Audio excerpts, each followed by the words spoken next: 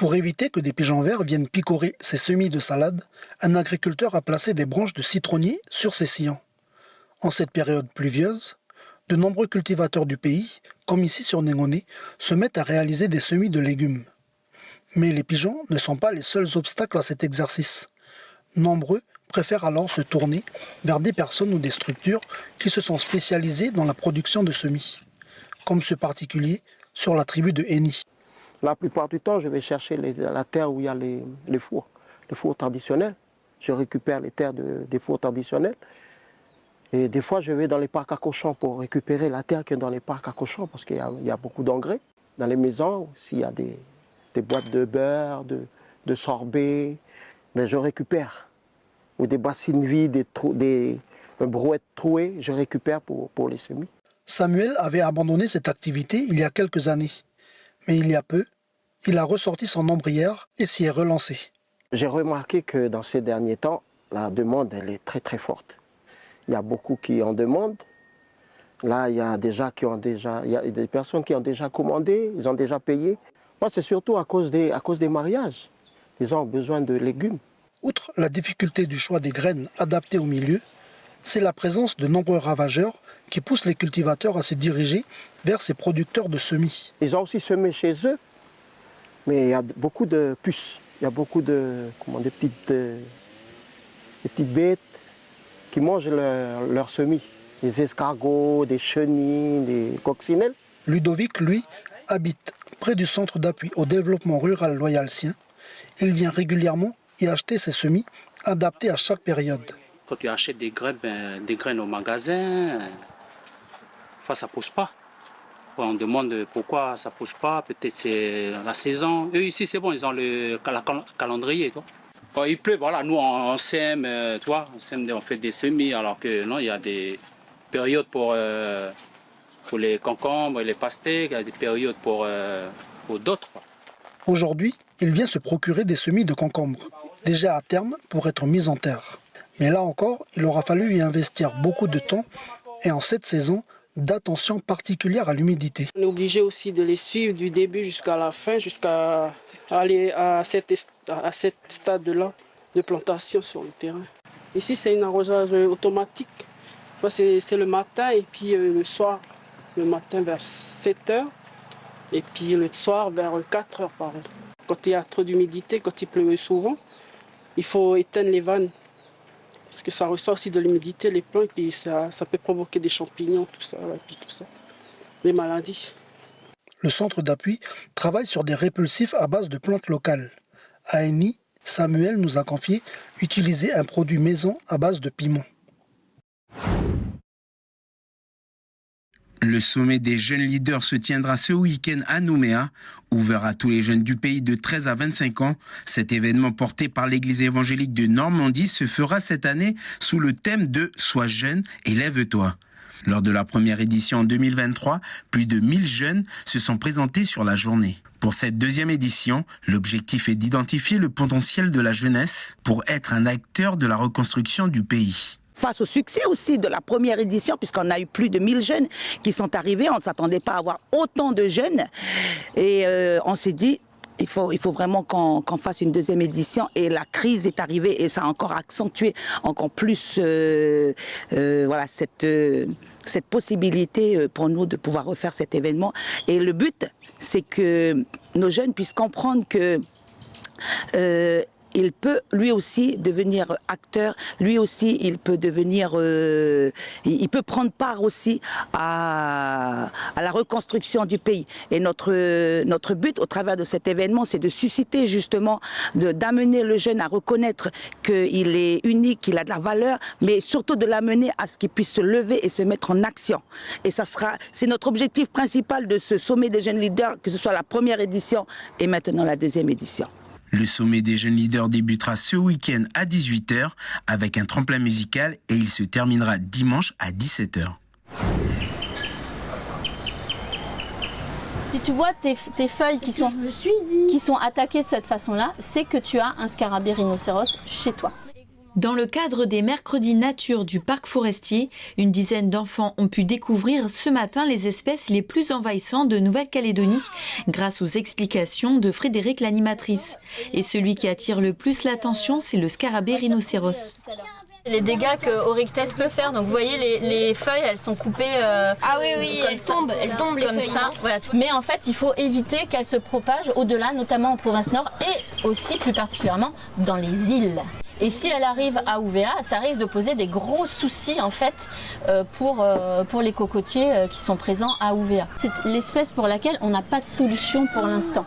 On a beau faire des contrôles au départ des ports, il peut toujours y avoir des animaux qui arrivent à se faufiler. C'est le 3e mercredi qu'on fait depuis 10 ans sur les espèces envahissantes.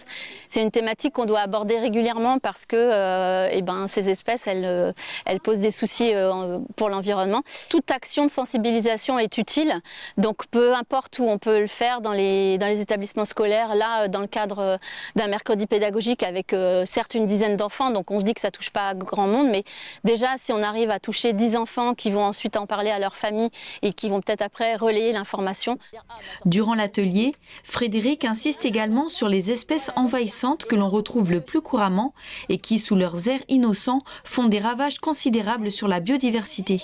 Donc chat arrêt, c'est un chat qui était domestique et qui est retourné à l'état sauvage. On dit qu'ils sont envahissants à partir du moment où ils vont causer un impact, ils vont avoir un impact sur l'écosystème. Ce matin, j'ai appris les espèces où il faut se méfier pour les dangers de la nature. J'ai pris des informations précieuses. Déjà, le lapin, je ne pensais pas que ce serait une espèce envahissante. Pareil pour le chat et le chien, je savais pas du tout. Retournez-les régulièrement et détruisez tout reste de l'insecte. Le prochain rendez-vous sera le mercredi 25 juin sur le thème des champignons. Pour rappel, selon le communiqué de la liste rouge des espèces menacées de Nouvelle-Calédonie, 213 lézards et 40% de la flore en Nouvelle-Calédonie risquent de disparaître. Près de la moitié sont menacés par au moins une espèce exotique envahissante. Les 3 plus gros ravageurs étant le cerf, le cochon sauvage et le lapin. C'est quoi ça? C'est tout ce que... Non, c'est une plaque de gomme. Ok. Miroir. Voilà, pour vous montrer que n'importe quel déchet, machin, peut se exposer. Et après, il va y avoir le temps où ça s'appelle la recherche artistique. Qu'est-ce qu'on veut faire? Est-ce qu'on veut faire un bonhomme, un miroir? Est-ce qu'on veut faire une planète toute verte? Après le vernissage de leur exposition Déchetale à Pomemi il y a 2 semaines, les 2 artistes Violaine Maheu et Zion étaient de retour cette fois pour donner des ateliers artistiques à destination des enfants. Là, ils sont en recherche, en découverte de matière et tout ça par rapport à leur idée. Ils vont créer une œuvre avec des matériaux qui sont destinés à la poubelle ou tout ce qui vient de la nature. Ça, je sais, je mets tout ça. Tu mets tout? Je mets tout. Ça, on savait déjà. Moi, je prends beaucoup de trucs comme ça, moi, parce que comme moi, ma thème, c'est bon. On savait qu'on allait faire des ateliers, mais on ne savait pas trop ce qu'on allait faire encore. J'aime bien aussi parce que ça permet de recycler et en même temps, on peut s'amuser à fabriquer de nouvelles choses. Donc là, tu prends la feuille de papier ou n'importe quoi, un tissu, tu mets autour. Et après, tu le rétales à plat et tu vois si tu as assez de bouchons pour couvrir.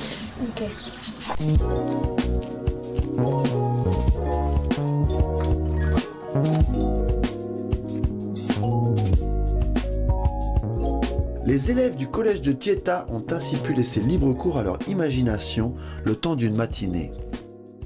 On est dans une vie aujourd'hui où les choses coûtent cher, de pouvoir créer, produire sans consommer d'abord, sans avoir d'argent d'abord. Voilà, il y a le recyclage, mais il y a aussi cette idée de... On peut s'en sortir, se débrouiller par soi-même et faire des choses bien pour nous et pour la terre. Les ateliers artistiques seront reconduits la semaine prochaine au centre culturel Pomemi pour le plus grand bonheur des enfants.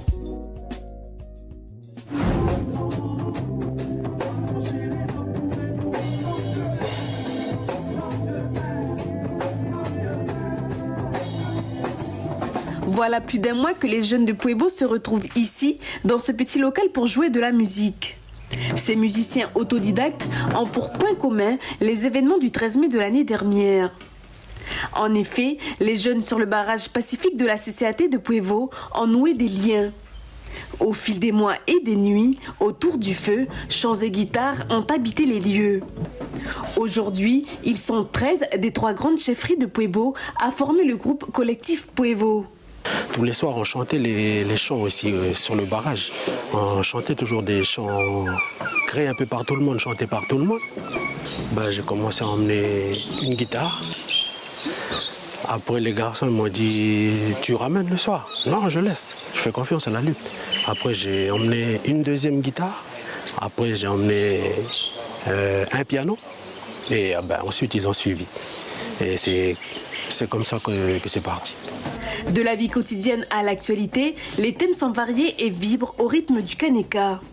Après, c'est un des moyens qu'on peut utiliser pour s'exprimer aussi. Si on a des difficultés de s'exprimer dans d'autres secteurs, nous, on prend notre musique et puis voilà. On fait partager nos messages à travers la musique.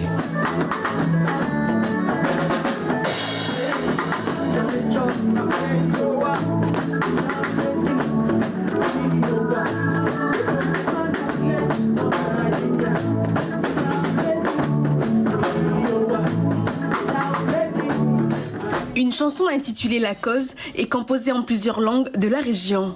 Ça a été créé avec un frère de Yengen. Le premier couplet, il est fait en Némi. Le deuxième couplet, il est en langue tchatch. Et le troisième couplet en Nyanlayu.